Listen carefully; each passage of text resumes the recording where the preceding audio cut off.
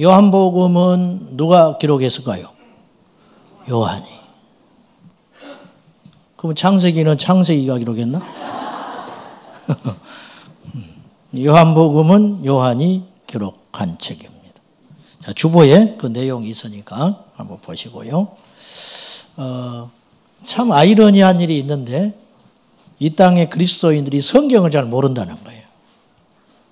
그러니까 이단에 너무 쉽게 넘어가는 것이 보여. 이단들이 믿는 자들을 더 공격한다는 거예요. 왜? 더 쉽다는 거예요. 어설프게 하니까.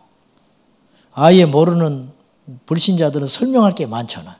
내가 봐도 그래요. 근데 이건 예수를 어설프게 성경책만 들고 왔다 갔다 교회만 한 사람 주워 들은 것만 있고 자기 것이 안 돼 있잖아. 그러니까 대충 찔러서 모르는 궁금증을 딱 유발시키면 그냥 미끼가 돼가지고 딱 빨려들어 버리는 거죠. 왜 주의를 지키는지 아느냐. 주의를 교회에서는 지키라고만 했지 왜 지키라고 하는지를 안 가르친 거예요. 11조 하라고만 하지 11조를 왜 해야 되는지를 모르는 거예요. 그러니까 성경을 탁 펴놓고 딱딱딱 갖다 대버리니까 아 내가 잘못 믿었구나. 미혹이 확 들어와 버리는 거죠.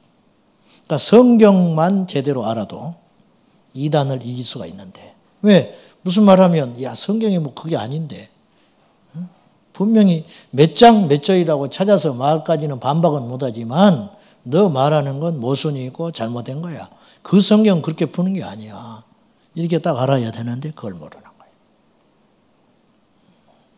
성경 예찬론자가 있는데 제 어릴 때 처음 교회 나갔을 때 전도사님 말고 우리 학교에 부임한 학교 선생님이 계셨는데 야, 나는 이제 그때 장성했으니까 고등학교 되니까 나를 직접 가르치는 분은 아니지만 내 모교 초등학교에 정근해 오신 선생님이 계셨어요. 총각. 이분은 성질이 불같았어요. 유도 선수 출신인데 흠도 많았어요. 근데 그분이 그 불같은 성질을 죽여가면서 성경을 들고 파고 읽기 시작하는데 무섭게 성경을 봤어요. 이분은 이런 주장을 했어요. 예수 믿는 정도의 수준이라면 성경 어떤 구절을 딱 이야기하잖아요. 설교 시간에 이야기한다든지 뭐 책을 읽다가 무슨 성경 내용이 나온다든지 그러면 적어도 그 내용이 어느 책, 뭐 예레미야면 예레미야, 이사야면 이사야, 시편이면 시편, 신약이면 시편, 신약이면 신약 어느 정도 이렇게 오른쪽 밑에 그 내용이 있는데 이렇게 알아야 한다는 거예요. 이제 그렇게 알려면 성경을 얼마나 많이 읽어야 하겠어요. 이 양반이 토요일마다 로마서를 강의했는데 이분이 로마서 강의하려고 성경을 100번 읽었어요. 로마서 100번. 의지가 강철 같아. 나도 그렇게 다 못 읽었는데 아직. 내 얼굴에 침 뱉기지만은 어떤 말로도 합리화될 수 없어요. 성경을 모르고 열심히 교회 다니면 나중에 허점이 분명히 생겨요. 덮어놓고 믿어.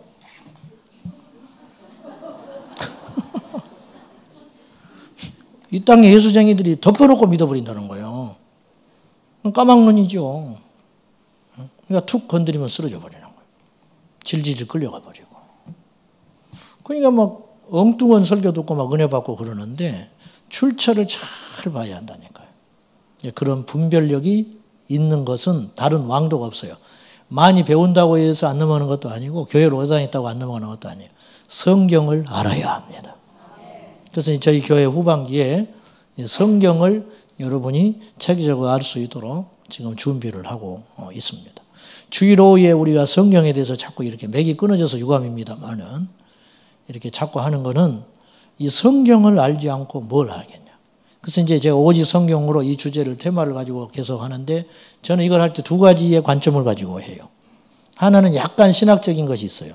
그러니까 성경 외부의 주변의 것들, 이 성경이 어떻게 쓰여졌으며 이 성경의 저자가 어떤 배경에서 이거는 이제 성경에 읽어도 모르는 내용이잖아요. 그 내용만 아는 것이지. 그러니까 일단 그 배경을 알면 훨씬 성경이 재미있고 피부에 와닿는다. 유대인들은 성경을 이렇게 읽게 만들기 위해서 말씀을 알게 하기 위해서 그들의 율법에다가 꿀을 발라서 애한테 어릴 적부터 준다잖아요. 그러면 이제 말씀이 다르구나. 피부로 느끼게 한다는 거예요. 그렇게 무섭게 신앙교육을 시킨다는 거예요. 교회 학교를 뭐 20년 가까이 다녀도 성경을 잘 모르니, 성경을 잘 모르니. 스가리아서 그러면 막 신약이나 뒤적거리고 앉아있고. 근데 그 이름이 모세야. 그 애 이름이. 응? 모태신앙. 그냥 완전히 뭐 까막눈이지요. 그러니까 이런 상황이다 보니까 이게 지금 상당히 심각한 일이라는 거예요. 그리고 막 은혜만 받고 막 이렇게 막 불 받고 쫓아다니고 뭐 말씀을 알아야 이 견고해질 거 아니에요. 이런 아쉬움이 있다 이 말입니다. 자, 요한복음의 저자는 요한입니다. 요한은 이제 오타가 났네요. AD 6년에서 100년까지 산 사람이에요. 4살 산 사람이 아니고 100년까지, 약 100년. 그러니까 제일 장수했어요. 예수님의 제자 중에. 90살이 넘도록 살았으니까. 이렇게 오래 살려두신 것도 하나님 뜻이 있겠지요. 다 사명이 있었어. 이렇게 오래 살았어요. 그 이름의 뜻이 뭐예요? 주님께서는 은혜로우시다, 자비로우시다. 이게 요한이라는 이름의 뜻이다. 그 말이에요. 요한은 우리가 아는 대로 사랑의 사도입니다. 근데 애초에 사랑의 사도냐? 아니요. 천만의 말씀. 자, 마가복음 3장 17절을 한번 찾아보시죠.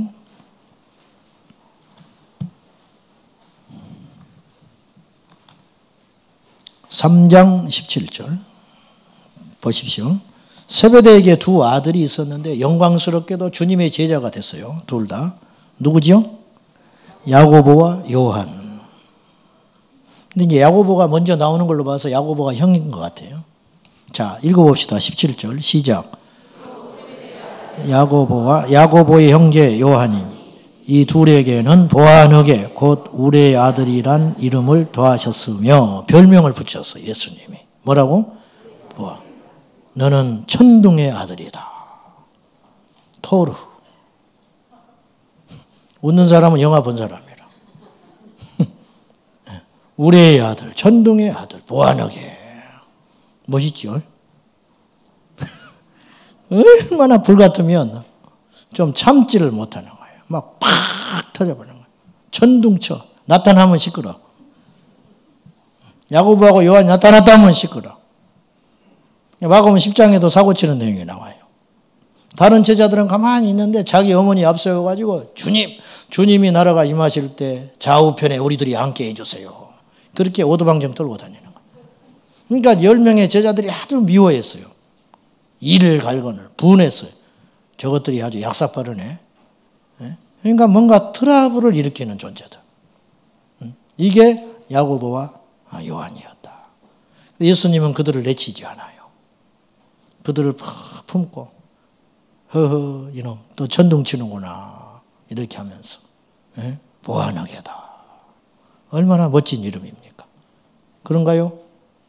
우리 교회에도 보아너게들이 있어. 우리 교회에도 가면 시끄러진다. 없지요. 참 곤란한 일이지. 할 수 없어. 곤란해도 괜찮아. 언젠가는 사람 돼. 왜냐하면 요한도 변화시키신 하나님. 이 보통 사람이 아니지. 그러니까 우리 정도 수준 갖고는 보아너게가 안 돼요. 얼마나 성질이 강력했냐. 누가복음 9장 54절에 보면은 사마리아 성 사람들이 조금 이렇게 환대를 안 해줘요. 그러니까는 야고보와 요한이 남들은 조용히 있다니까 이 둘이서 성질이 급하니까 나는 베드로가 성질이 급한 줄 알았더니 그건 아무것도 아니에요. 야고보가 요한이 뭐라고 하냐면 주님 엘리야 때 불 내렸지요. 그 불 저 성에다 던져가지고 불살라 버리죠. 자기들은 할 수 없는데 예수님 할 수 있다는 거 아는 거예요. 이거 굉장히 믿음 있는 거거든요. 예수님은 사마리아 성에 불 내려가지고 멸망시킬 수 있는 분이다. 가지고 청원해요. 불 내려가지고 불살라 버립시다. 할렐루야. 이게 못 보는 거예요. 막 뭐 이렇게 덮어준다든지, 뭐 기다려준다든지, 뭐 변명해준다든지, 뭐 감싸준다든지 없어. 저것들 우리 거부에 확 불태워가지고 없애버려. 그래야 하나님이 살아계신지를 나타나고 우리 예수님 무시 안 하지. 막 눈에 불을 켜고 말이죠. 막 이렇게 청혼했을 정도로 아주 시끄럽고 대단한 열혈의 남자들. 이런 사람들이 야고보와 요한이다. 근데 이들이 변합니다. 야고보는 일찍 죽어버렸어. 야고보라는 이름은 구약의 야곱에서 나왔어요. 야곱 아시죠? 뒷발꿈치를 잡다. 그러니까 이름을 잘 지을 것 같아. 야고보는 뒷발꿈치를 잡다. 약탈자라는 뜻이에요. 약탈자. 어쨌든 야고보는 성령 받고 주님께 사도로 쓰임 받다가 옥에서 순교해서 죽어요. 근데 이제 그 형제 요한은 살아남아. 끝까지. 제일 장수에서 살아남아. 근데 그 불같은 성격의 소유자 요한이 훗날에 사랑의 사도가 됩니다.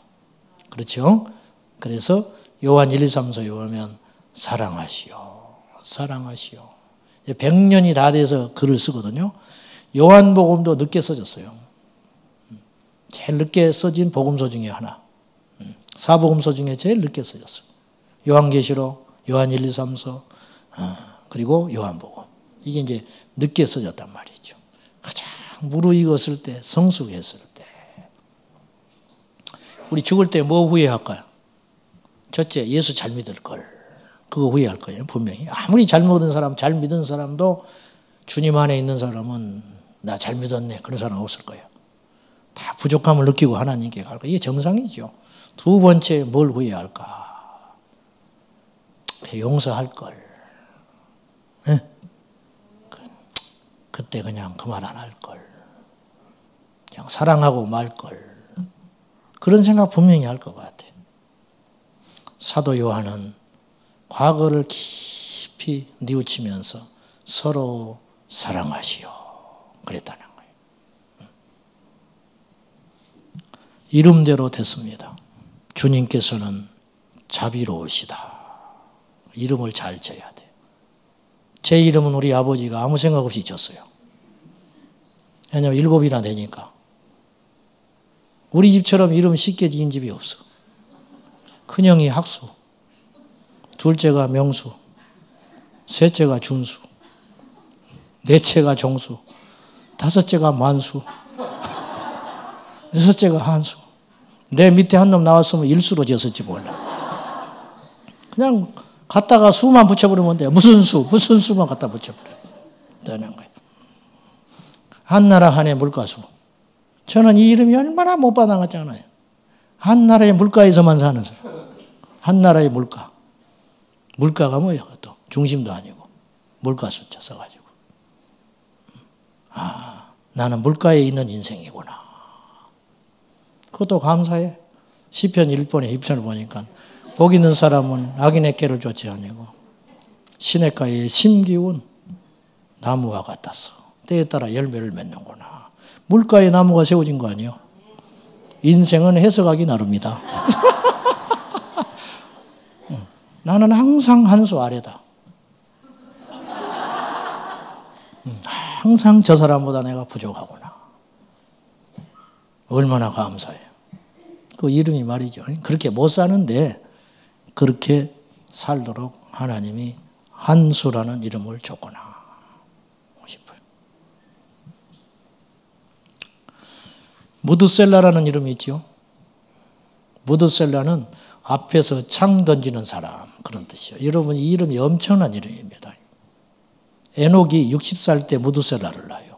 그리고 그 이름을 무드셀라라. 그리고 짓고 300년을 살다가 365세에 하나님께 들림받아서 가버려요.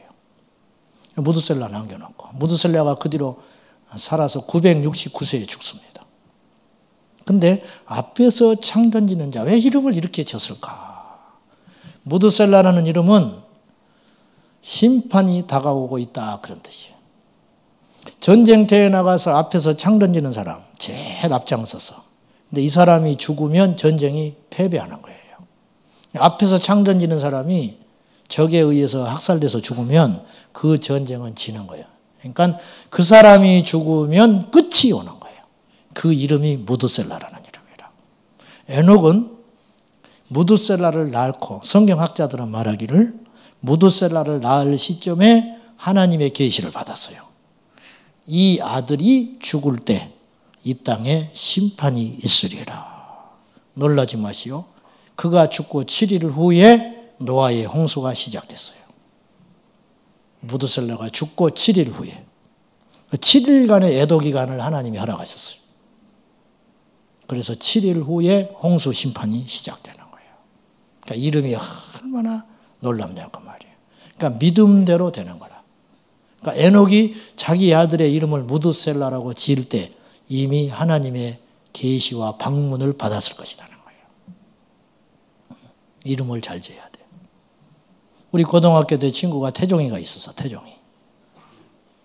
김태종. 성이 변씨야. 변태종. 진짜입니다. 내가 웃자고 하는 소리 아니야. 그 이름이 태종인데 성이 잘못 만났어. 변태종. 그 이름을 그렇게 지었나 나는 이해가 안 가. 자, 이름에 얽힌 이야기 좀 했습니다. 자, 봅시다. 원래 요한은 갈릴리 어부였는데 형제 야고보와 함께 예수님의 제자가 되는 영광을 누렸어요. 영광이에요, 아니에요? 대답 잘해야 돼. 예수님의 제자로 사도로 쓰임 받았어요. 영광이요, 아니요? 그러면 산채로 불가마에 들어가야 돼. 요한이 그랬다니까. 영광이요, 아니요? 소리가 좀 줄었어요. 영광이요, 아니요? 감옥에서 죽어야 돼. 아이, 겁이 없네. 일단 대답하는 거지, 뭐. 우리 생에 그럴 일이 없을 것 같으니까. 오늘 토론토에서 어떤 분이 토론토에 이제 우리 집사님 애를 다시 유학으로 보내고 하는데 그 교회가 큰빛교회래요. 토론토 큰빛교회. 북한에 영유됐다가 석방된 목사님. 그 목사님이 목회하는 교회. 언론에서는 뭐 어쩌다가 그렇게 잡혀 들어갔냐 어쩌냐 비난할지 모르지만은 얼마나 선교를 열심히 하는 교회면 그분이 선교의 일선에 가서 하시다가 잡혀서 들어갔냐고. 우리는 손가락질 하면 안 돼. 우리는 절대 손가락질 할 수 없어. 뭔 말하다가 이렇게 왔지? 주님을 따르는 제자의 길이라는 것은 결코 낭만적이지 않다. 그런 말을 하려는 거예요. 원래 업으로 한평생 그럭저럭 자기 가정에 충실하고 주님 섬기고 죽어야 할 사람들인데 예수님을 만나서 그렇게 됐다. 영광이죠. 너무 영광스러워. 이번에 자꾸 미국 이야기를 하게 되네. 나 질색인데. 본전은 뽑아야 되니까. 저를 초청해 주시고 기도해 주신 K박 집사님이 계셨어요. 이분이 아들내미가 찰리인데 한국이에요. 한국인데 이름을 찰리라고 지었어요. 얘가 미국에서 공사를 들어가네요. 그 지역사회에 2명 장학금 받은 애예요. 그러니까 얼마나 공부를 잘하고 엘리트였겠어요. 아버지의 자랑 그리고 그 지역의 자랑 가지고 그 비법을 배우러 자꾸 상담을 받아오고 할 정도였다는 그 아버지한테. 근데 이 녀석이 2학년 딱 되던데 학교를 딱 그만두고 주의 종이 되겠습니다. 딱 이래버렸다는 거예요. 할렐루야. 남일이니까 아멘하지. 여러분 자식이 서울대 법대 갔는데 사시 1차 합격했는데 갑자기 덜렁덜렁 금요일날 철야 와가지고 성령 불 받아 버려가지고 신학한다고 하면 할렐루야예요? 노할렐루야예요? 아멘이요? 노멘이요? 서울대 법대는 가다한 애들이 없으니까 뭐 그냥 아멘하지. 앞으로 될 일도 없고 이제 뭐 앞으로 그런 아들이 나올 일도 없고 하니까 다 끝나버렸는데 뭐 여기 다 사라들만 앉아 있어요. 다 끝나버리는 걸. 그 어머니 집사님 믿음이 참 놀라워요. 속으로 너무 감사했대. 근데 표현을 못해. 남편이 싫어하니까. 남편분은 아직 그 당시에는 그 정도가 아니니까. 남편은 막 죽으려고 하죠. 멀쩡한 놈이 신학교 간다고 하니까. 근데 이 여집사님은 속으로 너무 감사했다는 거예요. 아들이 하나 있는데. 사랑하는 여러분. 믿음은 이론이 아니에요. 정말 그럴 수 있는가? 정말. 자, 언제 써졌느냐? 90년대 에베소에서 사도 요한이 썼어요. 그럼 어떤 목적으로 썼는가? 요한복음은 안 믿는 자들에게 보낸 편지가 아니에요. 누가복음과 사도행전은 믿지 않는 자들에게 전도할 목적으로 썼어요. 그러니까 예수님의 세밀한 내용들에 대해서 일대기를 쭉 기술해 가면서 썼어요. 그러나 요한복음은 성격이 달라요. 요한복음은 초기 기독교인들에게 예수님이 누구시며 예수님이 죽으신 이유에 대하여 설명할 필요가 있었다는 거예요. 우리는 이걸 익히 알고 있어요. 십자가도 통과했고 부활도 통과했고 예수님에 대해서 알고 있어요.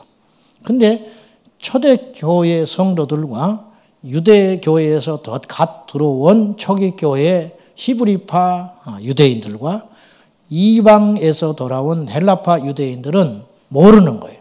그럼 이들에게 제일 급한 게 뭘까요? 처음 교회에 왔어. 자, 상상해 봅시다. 어떤 분이 우리 교회에 왔어요. 그럼 그분에게 제일 먼저 뭘 가르쳐야 돼요? 예수님은 누구냐? 이거 가르쳐야 돼요. 이걸 알아야 다음이 풀려요. 무슨 말인지 아시죠? 예수님을 모르고는 진도가 안 나가는 거야. 이걸 신학적으로 기독론 그렇게 이야기하나. 그래서 초대교회의 최초의 이슈는 기독론이었어요. 즉 예수는 누구냐? 여기서 이단이 나와요. 그 이단이 누구냐면은 영지주의자들. 예수님이 누구냐? 예수님이 육체를 입고 이 땅에 오신 하나님의 아들이다. 이해가 안 가는 거예요. 우리는 이해하지만, 우리는 믿지만, 초대교회 사람들은 아직 확립되기 전이라서, 야, 하나님이 어떻게 우리 육체를 입고 와? 이 재덩어리 육체를. 그럴 리 없어. 근데 예수님이 분명히 오셔서 십자가에 죽고 부활했잖아요. 그러니까 그건 허상이다. 즉, 우리 육체와 다른 육체를 입고 오셨다. 이렇게 주장한 사람들이 누구냐면 영지주의자들이었어요.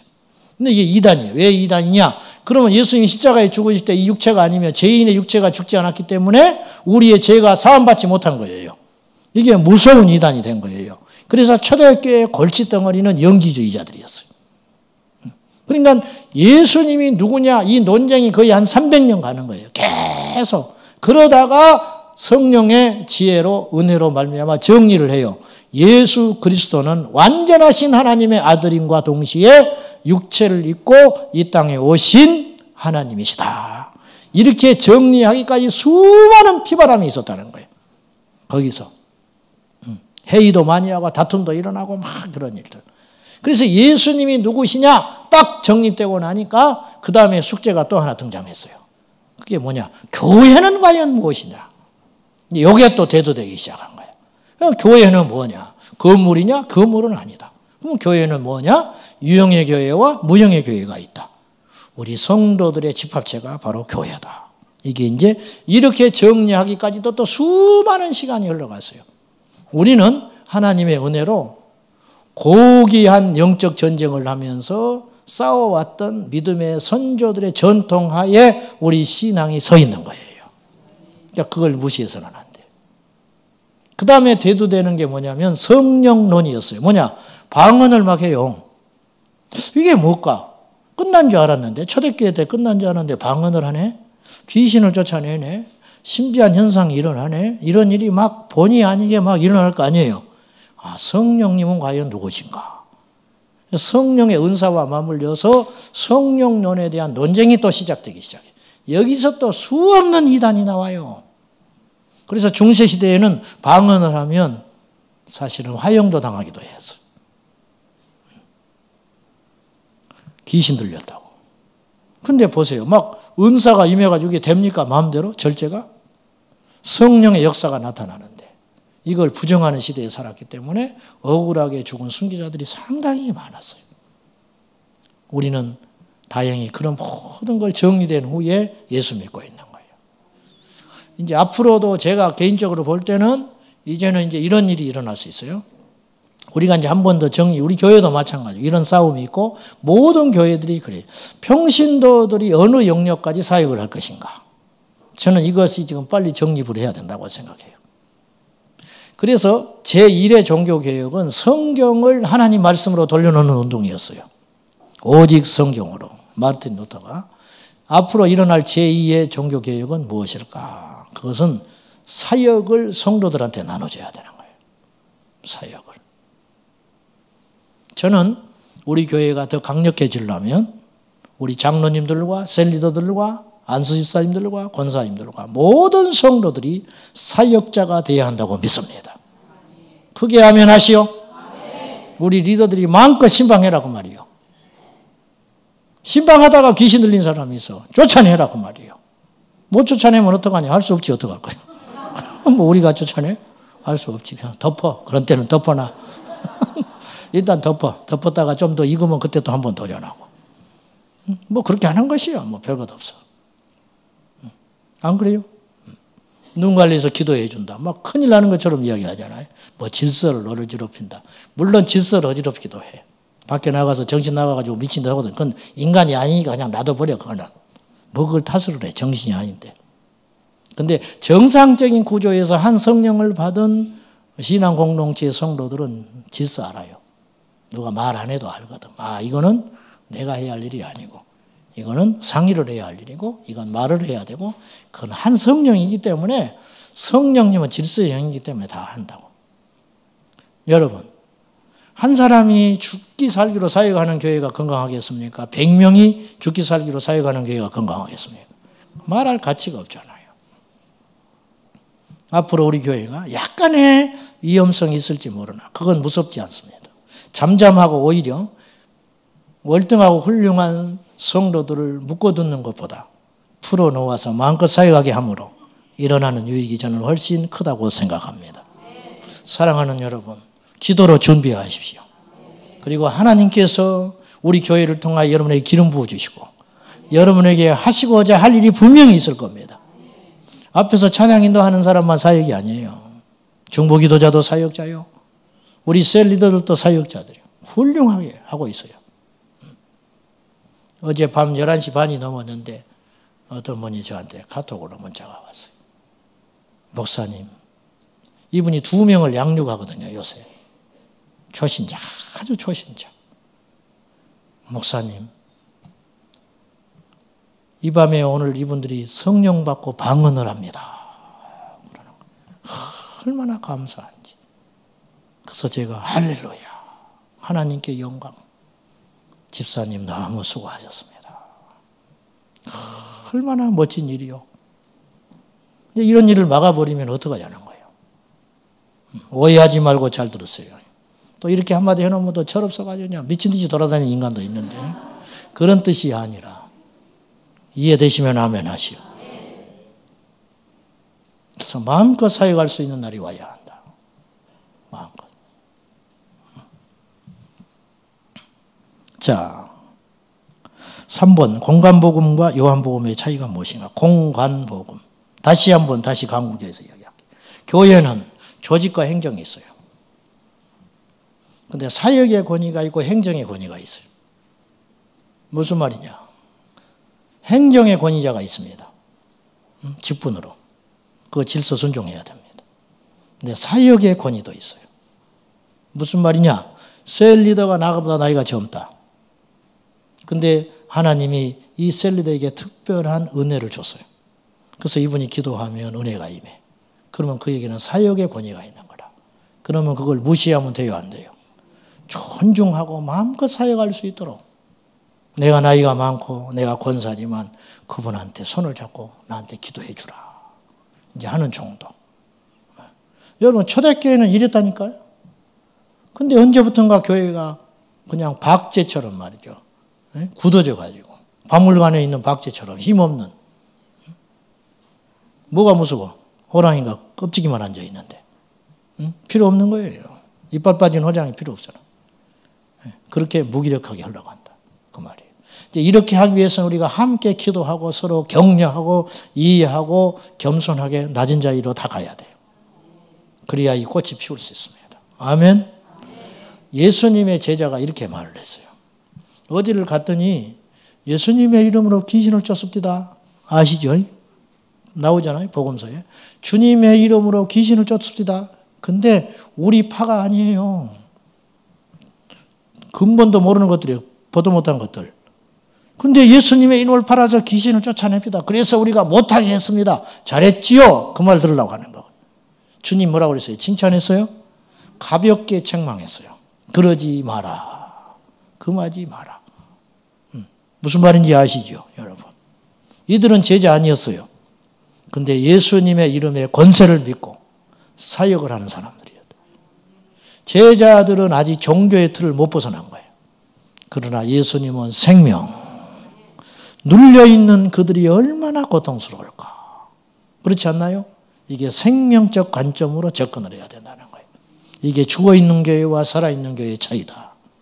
이것입니다. 사랑하는 여러분, 기도로 준비하십시오. 하나님께서 내게 부어주신 은혜를 사모하며 주께서 여러분을 언젠가 부르실 것입니다. 그 호출하실 때 할렐루야 아멘 하고 화답하는 저와 여러분 되시기를 축복합니다. 자, 공간복음이라는 것은 같들고 볼관, 같은 관점으로 보는 복음서다. 요한복음과 차이가 있어요. 공간복음은 뭐예요? 마태, 마가, 누가복음. 요한복음과 차이가 있다. 흔히 그렇게 분류해요. 무슨 차이가 있을까? 첫째, 예수님의 정체성. 예수님은 누구냐 관점에서 마태, 마가, 누가복음은 점진적으로 드러나요. 그러니까 예수님의 어린 시절, 예수님의 사역 그렇게 하면서 의도적으로 넣었다고 나는 보는데 너희는 나를 누구라고 하느냐? 마태복음 16장에. 마태복음 28장인데 총 16장에 이 부분이 나와요. 너희는 나를 누구라고 하느냐? 그때 나서기 좋아한 베드로가 주는 그리스도시요 살아계신 하나님의 아들입니다. 이 말씀을 오늘 우리에게 주시려고 의도적으로 심어놓은 거예요. 할렐루야. 사람들은 이렇게 말을 한다. 사람들이 나를 뭐라 하더냐? 엘리야와 같은 선지자 중에 하나랍니다. 답이 아니라는 거예요. 너희는 나를 누구라 하느냐? 주는 그리스도시요 살아계신 하나님의 아들입니다. 맞다 틀리다 칭찬하지 아니하시고 그것을 알게 하는 자가 하늘에 있는 아버지시니라. 네가 깨달아서 알게 된 게 아니다. 하나님의 은혜로 알게 됐다. 예수님을 아는 건요 은혜입니다. 30년을 교회 다녀도 예수님 몰라요. 성경 공부를 뭐 이것저것 쫓아다녀도 예수 못 만나요. 하나님의 은혜로 예수 알게 되는 거라. 예수 아는 사람이 목회해야 돼. 예수 만난 사람이 교회해야 돼. 몰라. 지식으로만 알지. 이게 문제라. 감히. 그래서 마태마가 누가복음은 점진적으로 예수님이 드러나요. 이분이 이런 분이었구나. 이제 이게 밝혀지는 거예요. 점진적으로. 그러나 요한복음은 그렇지 않아요. 태초에 말씀이 계시니라. 이 말씀이 하나님과 함께 하셨으니 이 말씀이 곧 하나님이시라. 요한복음 1장부터 딱 드러나 버려요. 1장 14절 말씀이 육신이 되어 우리 가운데 거하심에 우리가 그 영광을 보니 아버지의 영광이요 독생자의 영광이더라. 싹 드러나 버려요. 그러니까 쉽게 말하면 이런 거예요. 마태, 마가, 누가복음은 기납법적이야. 쭉쭉쭉쭉 설명해서 이러므로 이것이다. 근데 요한복음은 연역법이야. 탁 던져놓고 설명하는 거예요. 예수님은 하나님의 아들이야. 던져놓고 왜 하나님의 아들이냐? 그걸 쭉 설명해 가는 거예요. 그래서 관점이 이렇게 다르다는 거예요. 그래서 마태마가 누가복음은 역사 기술적인 것 같고 요한복음은 신학적인 책이에요. 그래서 공간복음과 같이 취급하지 않는 거예요. 두 번째, 복음의 주체, 복음의 주제가 뭐냐? 공간복음은 하나님 나라에 대해서 관심이 많아요. 그래서 천국이라는 단어가 마태복음에 제일 많이 등장해요. 천국이라는 단어가. 왜냐? 유대인들에게 하나님의 나라의 비밀을 가르쳐 주려고 하는 거예요. 그런데 공간복음서가 아닌 요한복음은 예수님의 자기 계시, 정체성. 자, 예수님은 자기가 하나님의 아들인 걸 애초에 알았을까요? 나중에 성장해 가면서 아셨을까요? 네? 어떻게 했을까? 태어날 때부터 아셨을까요? 나중에 하다 보니까 내가 하나님의 아들이었구나. 그렇게 아셨을까? 어떻게 생각해요? 처음부터 아셨지요? 증거가 있죠? 어디? 누가복음에 나오잖아. 응? 성전에 올라갔을 때 왜 내가 아버지 집에 있는 것을 찾습니까? 이상하게 생각합니까? 이건 아이가 할 소리가 아니라는 거예요. 이미 예수님은 표현만 안 하고 정중하게 했을 뿐이지 당신이 하나님의 아들이신 것을 익히 알고 계셨고 당신의 때를 기다리고 있었어요. 그리고 때가 참에 나가서 회개하라 천국이 가까웠느니라. 그렇게 외치기 시작한 거예요. 이제 공생애가 시작되는 거예요. 그때까지 기다리셨다는 거죠. 그때까지. 7살 먹은 이가 아무리 하나님의 아들이라고 나가서 회개하라 천국이 가까웠느니라. 좀 거시기하잖아요. 지성이 어디 가서 2층에 떠들고 있는가? 지성이가 엊그저께 말이죠. 비장원에 가서 내가 있는데 왔어요. 힐쭉해가지고 왔어. 한 2주 내가 못 봤는데 지난주도 못 봤는데 살이 쭉 빠져갖고 왔대. 지성이가. 그래서 뭐 이가 아프대. 그래서 아프냐 그랬더니 이 녀석이 뭐라고 하냐면 술도 안 먹었는데 왜 이렇게 이가 아팠는지 뭐 이가 아픈지 모르겠다는 거예요. 술도 안 먹는데 왜 이렇게 이가 아픈지 모르겠대 지가. 참고로 얘는 초등학생입니다. 술도 안 처먹는데 왜 이렇게 위가 아픈지 모르겠다고 그러길래는 좀 웃기잖아요.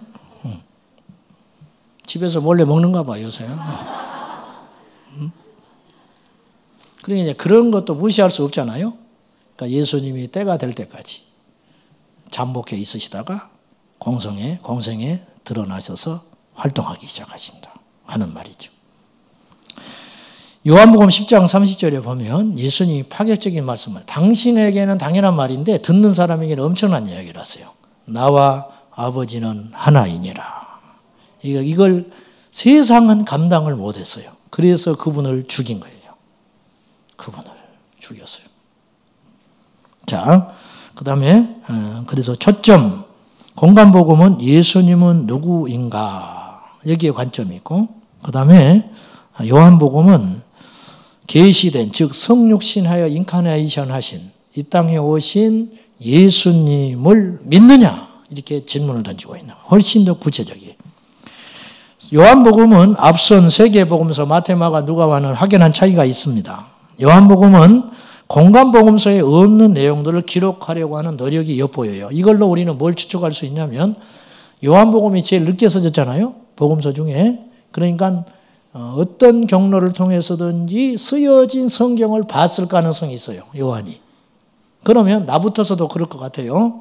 자, 이 성경을 미리 봤으니 그때는 성경으로 취급받지 않을 때지요. 그냥 예수님의 일생과 말씀하시는 걸 순수하게 기록한 책들이 돌아다녔다는 거죠.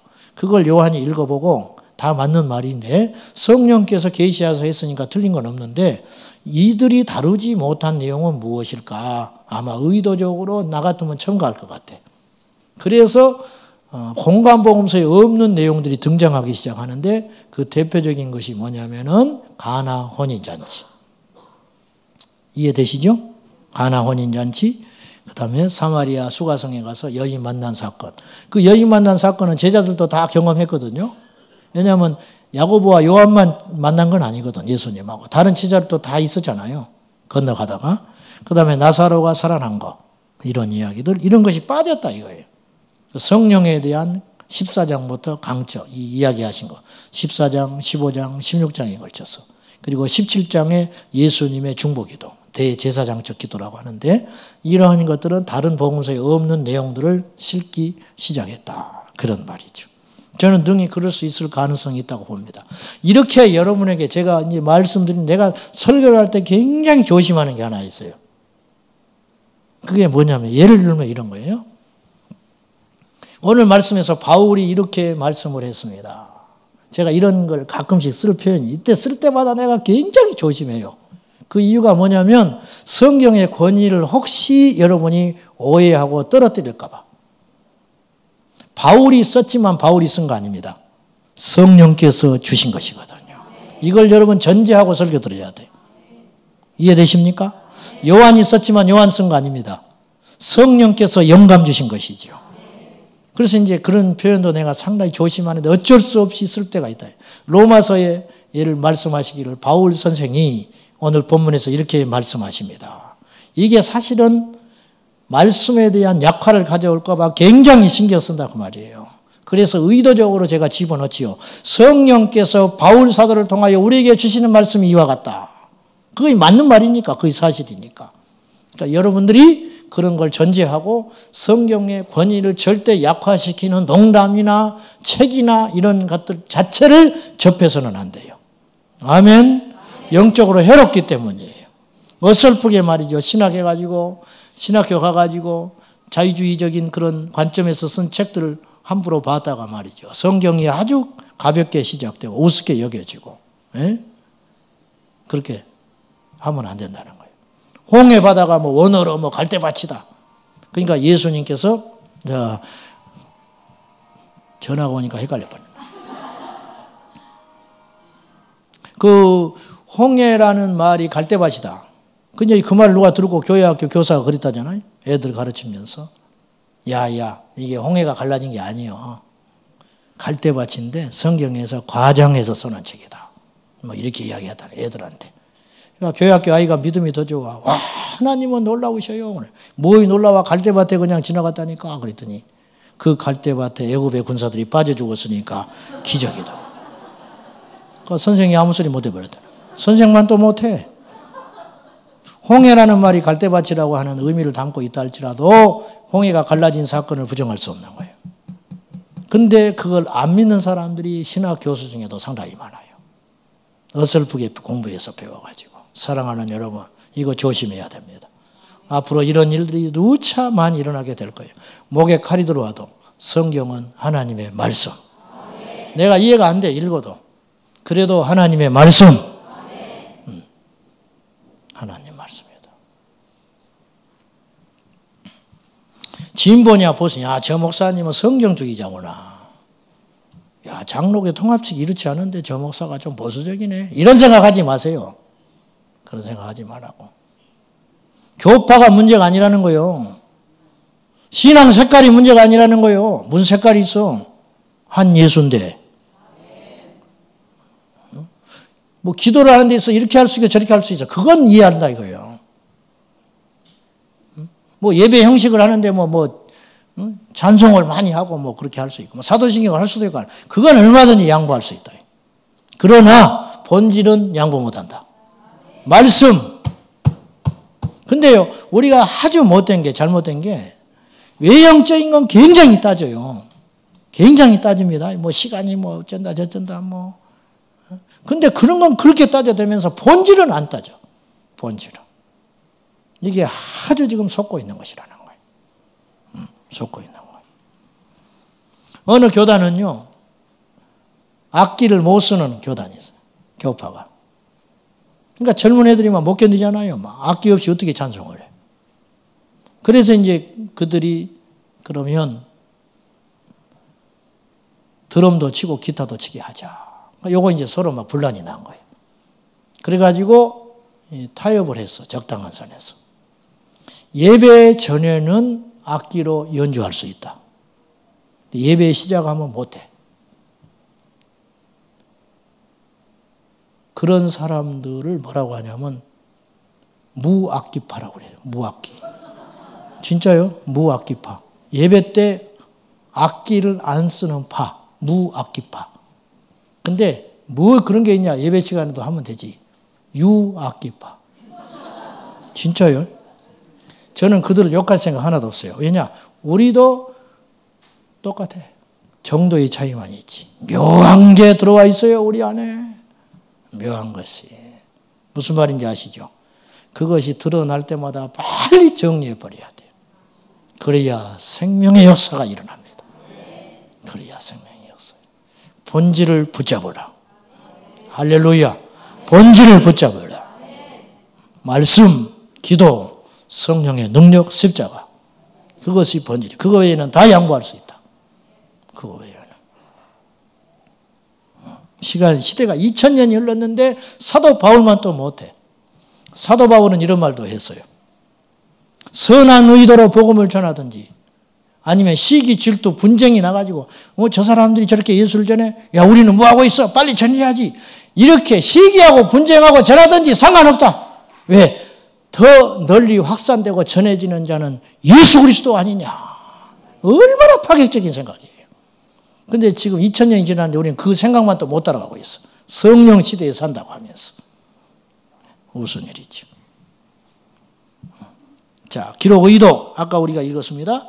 요한복음 20장 30절과 31절. 이것을 기록하면 너희로 하나님의 아들이신 것과 그로 말미암아 영생을 얻게 하려 하심이라. 자, 내용 요약해 볼게요. 1장 1절부터 1장 18절까지는 성육신에 대한 증거. 예수님은 이런 분이시다. 예수님은 하나님과 동등하신 분이신데 이 땅에 뭘 주러 왔어요? 생명. 뭘 주러 왔어요? 생명. 그러니까 예수 만나면 뭘 얻어야 돼? 생명. 저는 이렇게 표현하고 싶어요. 성경을 꽉 짜면 예수가 쏟아져. 할렐루야. 창세기부터 계시록까지 예수님 이야기예요. 예수. 스탬프 알죠? 잉크 쭉 부어가지고 이렇게 까만 스탬프가 도장 꽝 찍는 거. 안 보이죠? 겉으로는. 모서리를 찍어도 까만 잉크가 나오고 중심을 찍어도 까만 잉크가 나옵니다. 그렇죠? 위를 찍어도 아래를 찍어도 전부 까만 잉크가 쑥쑥쑥쑥 나와. 성경 어디를 손가락을 찔러대도 예수 그리스도. 예수가 쑥쑥쑥쑥. 창세기 1장 태초에 하나님이 천지를 창조하셨다. 그때 삼위일체 하나님 예수 그리스도가 창조하신 것을 보는 눈이 열려야 한다고. 예수님은 우리의 구주시고 하나님이시고 급조된 분이 아니고 없는 분을 그분이 만드셔서 우리에게 보내신 분이 아니라 그분은 애초에 하나님이신데 그래서 창조하실 때도 같이 관여하셨고 하나님의 성령은 수면에 운행하시니라. 창세기 그러잖아요. 성자 예수 그리스도는 우리 하나님과 함께 창조에 관정하신 분이라. 그러니까 꽉 짜면 예수가 쏟아져요. 예수를 꽉 짜면 생명이 쏟아진다. 마가복음 10장 45절 인자에 온 것은 섬김을 주려 함이 아니요 섬기려 하고 도리어 자기의 목숨을 많은 사람에게 대속물로 주려 함이니라. 당신의 생명을 줘서 우리를 대속해 주시려 이 땅에 오셨다. 생명. 요한복음에 제일 많이 그리고 특징 있게 나타나는 단어가 뭐냐? 생명. 요한 1, 2, 3서 읽어보세요. 생명. 요한일서 5장 24절인가요? 하나님의 아들이 있는 자에게는 생명이 있고 하나님의 아들이 없는 자에게는 생명이 없느니라. 5장 24절이 아닌 것 같은데 5장에 가면 있어요. 그런 줄 아셔. 따지지 말고 뭘 말이 많아. 아무튼 두 번째 1장 19절부터 12장 11절 갈릴리와 유대 사이에 여러 이적이 나타나며 가나 원인잔치 38년 된 병자 치유 오병이어의 사건 등 그 니고데모를 만나시고 사마리아 여인을 만나시고 그리고 형제와 유대인들에 의해서 고향 땅에 가서 배척당하셔요. 예수님이 갈릴리에 가셔서. 세 번째 12장 1절부터 12장 12절부터 17장까지 예루살렘 사역. 그러니까 이 최후의 일주일이 굉장히 길죠. 요한복음은 거의 절반을 차지해요. 12장부터 21장까지 최후의 일주일 이후의 사건들. 예루살렘 입성 후에 발을 씻겨주시고 새 계명을 선포합니다. 서로 사랑하라. 그러니까 나는 포도나무요 너희는 가진 이게 예수님의 일주일 최후의 일주일 때 선포된 메시지들이에요. 그 내용들이. 보혜사 성령을 선포하시고 마지막 18장에서 21장에는 십자가에서 죽으시고 부활하시고 베드로를 만나셔서 사명을 주시는 사건까지 이렇게 등장하고 있습니다. 말씀 이렇게 맺도록 하겠습니다. 궁금한 거 있으면 절대 질문하지 말고 집에 가셔서 기도하면서 해답 찾으시기를 축복합니다. 기도하겠습니다. 하나님 감사합니다. 성경을 알게 하소서. 부지런히 베레아 교회 성도들처럼 성경을 읽고 성경을 배우고 성경을 묵상하여 하나님 앞에 믿음으로 분명히 서는 역사 일어나게 하여 주옵소서. 하나님 말씀이 아니고는 절대 우리가 생명 얻지 못합니다. 하나님 말씀 아니면 절대 우리는 변할 수 없습니다. 아버지의 생명이 말씀을 타고 우리에게 들어오는 것이니 그 말씀을 달게 받고 그 말씀대로 살아갈 수 있도록 인도해 주옵소서. 예수님의 이름으로 기도하옵나이다. 아멘.